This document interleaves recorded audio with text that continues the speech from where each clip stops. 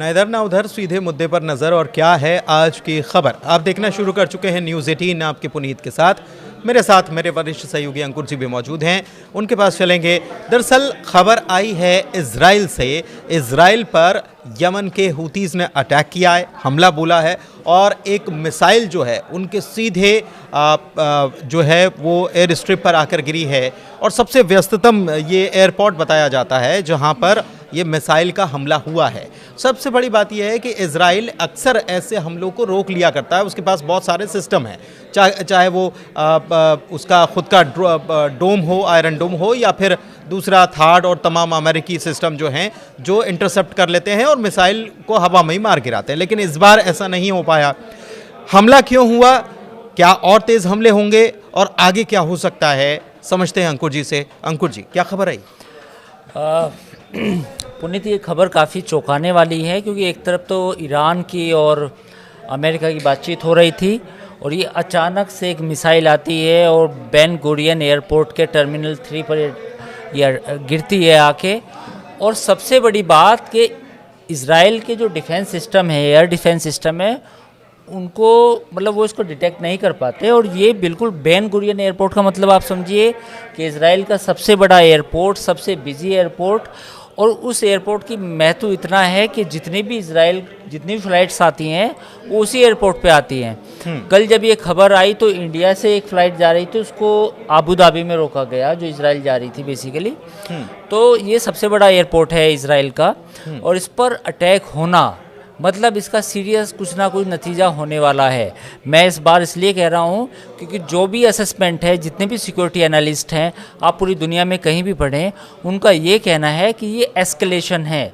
मतलब एक जो एस्केलेशन का लैडर है, ये इसमें टॉप पे है, क्योंकि एयरपोर्ट पे अटैक होना, मिसाइल का गिरना इजराइल अपनी सिक्योरिटी के लिए एक बड़ा थ्रेट मान रहा है। तो जो ये माना जा रहा था कि जो इजराइल और ईरान के बीच में कॉन्फ्लिक्ट बढ़ सकता है, वो ये इससे बढ़ सकता है, क्योंकि इजराइल ने ये कहा है कि हुतीज़ का हमले को हम ईरान का हमला मानेंगे। ठीक, ईरान का हमला मानेंगे, लेकिन हुतीज़ पर तो अमेरिका लगातार अटैक कर रहा था। हमने देखा कि लाल सागर में उसके युद्धपोत उसने अमेरिका ने तैनात कर रखे हैं, और वहाँ से हुतीज़ पर अटैक कर रहा था। और हुतीज़ अब वहाँ तो जंग लड़ी रहे हैं, लेकिन उसके अलावा उन्होंने इजराइल के ऊपर भी हमला बोलना शुरू कर दिया। ये क्यों किया गया? नहीं, बेसिकली इजराइल पे हमला हुतीज़ काफ़ी लंबे टाइम से ही कर रहे थे, इसमें तो कोई दो राय नहीं है। लेकिन सबसे वो दो फ्रंट पे खेल रहा है ना। हाँ, वो दो फ्रंट पे खेल रहा है। और दूसरी बात, चौंकाने वाली बात ये है कि अमेरिका ने इतने बम बरसाए हैं, खासतौर पर ट्रंप के आने के बाद। 20 जनवरी को जब ट्रंप अमेरिका के राष्ट्रपति बने थे, तो उसके बाद तो अमेरिका ने लगातार बॉम्बिंग की है। इतनी बॉम्बिंग के बावजूद अगर हुती सर्वाइव कर रहे हैं, रिटेलिएट कर रहे हैं, और इजराइल के एयर डिफेंस सिस्टम को धता बताते हुए भी अपनी मिसाइलों को मार, ऐसी टेक्नोलॉजी है कि वो उनका एयर डिफेंस उसको डिटेक्ट नहीं कर पा रहा है। हाँ, लेकिन सपोर्ट तो ईरान का है। देखिए, ऐसा तो नहीं है कि हुतीज़ का ये सब कुछ है, तो पूरी दुनिया जानती है कि सपोर्ट ईरान का है। तो ईरान के सपोर्ट के साथ हुतीज़ की जो एक तरह से कोई लड़ने की क्षमता है या लड़ाई का जो जज्बा है, वो वाकई में देखने काबिले गौर है। क्योंकि अमेरिका की बॉम्बिंग ज़बरदस्त हुई है। कोई अगर ये बात कहे कि हुतीज़ पे अमेरिका ने बॉम्बार्डमेंट नहीं की है, कारपेट बॉम्बिंग हुई है, उस कारपेट बॉम्बिंग के बावजूद हुतीज़ जो हैं वो इजराइल पे भी हमला कर रहे हैं गाहे बगाए। तो अपने आप में पूरा मिडिल ईस्ट में एक नई तस्वीर बनकर उभर सकती है, क्योंकि 12 मई को जो अमेरिका के सेक्रेटरी ऑफ डिफेंस हैं वो मिडिल ईस्ट आएंगे, और ऐसा माना जा रहा है कि मई के लास्ट में या जून में डोनाल्ड ट्रंप भी आने वाले हैं सऊदी अरब आने वाले। तो ये हुती को ये हथियार, इतने एडवांस लेवल के हथियार कैसे, क्या फारस की खाड़ी से सप्लाई होता है? बिल्कुल। किस तरीके से इनको हथियार मिलते हैं? हाँ, बिल्कुल। ये तेल के जो ऑयल टैंकर्स के जरिए ही सप्लाई होती है, और ये ईरान का ही बैकिंग है, इसमें अब कोई दो राय नहीं है। हुतीज़ जो इतने लंबे टाइम से सरवाइव करे, फिर उन्होंने लड़ाई लड़ी, सऊदी अरब पे भी उन्होंने मिसाइल मारी थी, तो ये सब सपोर्ट ईरान का है। ईरान के सपोर्ट के बगैर हुतीज़ का कोई अस्तित्व नहीं है। एक चीज़ और कि हुती पर अमेरिका अटैक कर रहा है, फिर अमेरिका ने ये भी कहा कि ईरान को बाज आ जाना चाहिए बैकिंग से, और प्रॉक्सी जो आप करने की कोशिश कर रहे हो उससे बाज आ जाना चाहिए बातचीत के बीच में।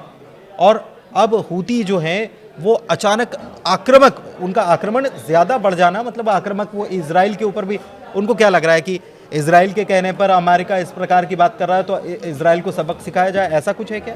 इसकी कहानी कुछ और है पुनीत। इसकी कहानी ये है कि हुतीस को अब ये लग चुका है कि जो ईरान के साथ जो बातचीत होने वाली थी ईरान की और अमेरिका की, वो फेल हो गई है।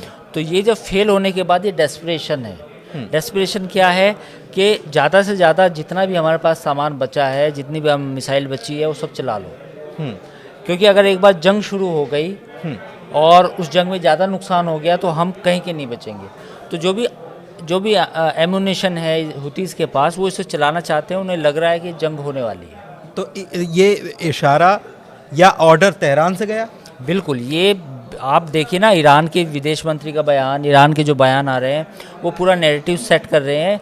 ईरान ने साफ तौर पे कहा है कि मेरा न्यूक्लियर इनरिचमेंट प्रोग्राम हम बंद नहीं करेंगे। तो मार्को रूबियो का उस पर बयान आया था। मार्को रूबियो ने कहा था कि ईरान को अपना nuclear enrichment programme, nuclear material plus ballistic programme सब बंद करना पड़ेगा। और जो बैकिंग करते हैं वो भी बंद कर दो। हाँ, नहीं, वो बैकिंग की बजाय तो उन्होंने कहा कि बैलिस्टिक प्रोग्राम भी बंद करो और ये न्यूक्लियर वाला बंद करो। तो इस पे ईरान का एक बड़ा अच्छा बयान आया था। उन्होंने कहा था हम ऐसा बिल्कुल नहीं करेंगे। तो इसका मतलब ये है कि कॉन्फ्लिक्ट बढ़ेगा।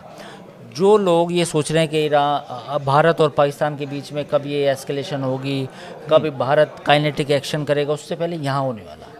उससे पहले यहाँ पर होने हाँ, वाला है। ये खबर अपने दर्शकों को हम दे रहे हैं न्यूज़ 18 के डिजिटल प्लेटफॉर्म पर कि इजराइल और ईरान के बीच में, और अमेरिका को बीच में जोड़ लेते हैं, के बीच में ज़्यादा चांसेस हैं कि लड़ाई होने के बजाय भारत और पाकिस्तान के।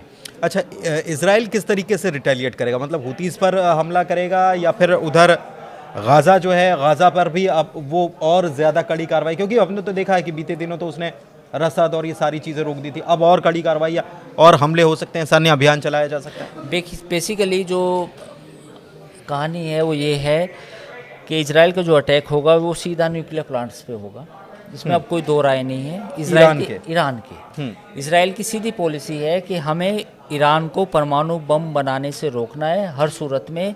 ये हमारा एग्जिस्टेंशनल इशू है, ये हमारा अस्तित्व का सवाल है। और इस सवाल का जवाब ये है कि हम ईरान के पर परमाणु जितने भी न्यूक्लियर एटॉमिक है उनको सबको नष्ट करेंगे इस बार। और ये नैरेटिव उनका डॉक्ट्रिन जो है इजराइल का है। मतलब ये बहुत आगे वाली बात आप कह दे रहे हैं कि अब यही इजराइल ये प्लान करके बैठा है, ये हरी झंडी उसको अमेरिका से उसको बहाना भी मिल गया। बहाना मिल गया। इजराइल बहाना ढूंढ रहा था पिछले बेसिकली 2 महीनों से, जब 2-3 महीनों से, जब से डोनाल्ड ट्रंप अमेरिका के राष्ट्रपति बने, तो उसके बाद इजराइल को एक बहाना चाहिए था कि कैसे मैं डोनाल्ड ट्रंप एडमिनिस्ट्रेशन को ये बताऊं, ये समझाने में कामयाब रहूं कि ईरान बात नहीं मानेगा और ईरान के जो परमाणु कार्यक्रम है उसको बंद करने का एक ही रास्ता है, वो है मिलिट्री ऑप्शन।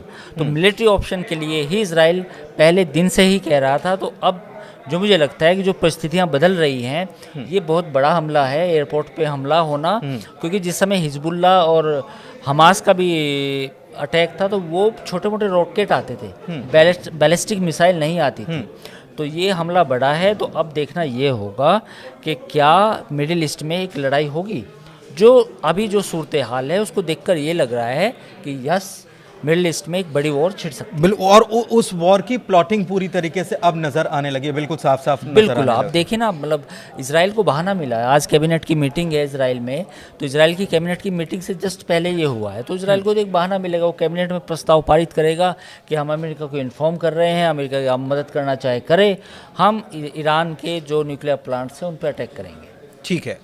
तो कुल मिलाकर मिडिल ईस्ट में अभी जो कुछ दिनों का शांति सब कुछ नज़र आ रहा था कि सब शांति है, सब ठीक ठाक है, अब भयंकर उथल पुथल मचने वाली है। इन चीज़ों से सामने साफ नज़र आ रहा है। नेतन्याहू ने अपने रक्षा मंत्री इजराइल काट्स जो हैं उनको भी ग्रीन सिग्नल दे दिया है। किसके लिए? गाज़ा के लिए, वहाँ पर हमास के ख़िलाफ़ कड़े एक्शन उठाने के लिए। एक प्रकार से ये प्रॉक्सीज़ जो कहा जाता है, ईरान के प्रॉक्सी, उनके ऊपर प्रेशर भी क्रिएट करने की कोशिश हो रही है। तो आने वाले दिनों में बहुत कुछ होने वाला मिडिल ईस्ट में, इस पर हमारी नज़र बनी हुई है। फिलहाल वीडियो में इतना ही। कैसा लगा वीडियो, चर्चा कैसी लगी, कमेंट करके बताइएगा। हमारे चैनल को लाइक कीजिए, सब्सक्राइब कीजिए। धन्यवाद।